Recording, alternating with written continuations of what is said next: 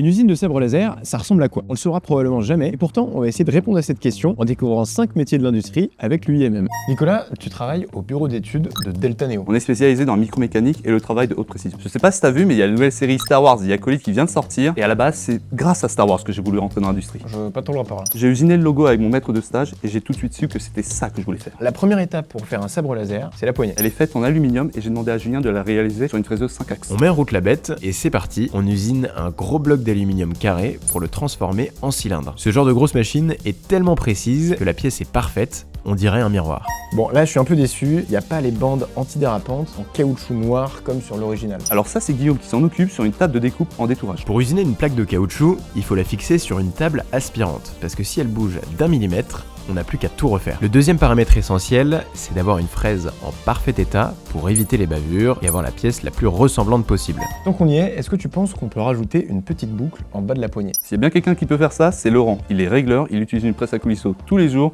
donc c'est pas cette petite boucle qui va faire peur. C'est une machine incroyable qui courbe le métal au rayon souhaité. C'est d'ailleurs avec une presse à coulisseaux qu'on fabrique les trombones. Est-ce qu'il n'y a pas besoin d'un peu d'électronique pour lui donner vie? Ça, c'est le travail d'Isabelle, elle est au câblage, elle pourra te dénuder les fils et te sertir les connecteurs. Le sertissage est tellement fin qu'on est obligé d'utiliser une loupe x10. Il manque un truc quand même là.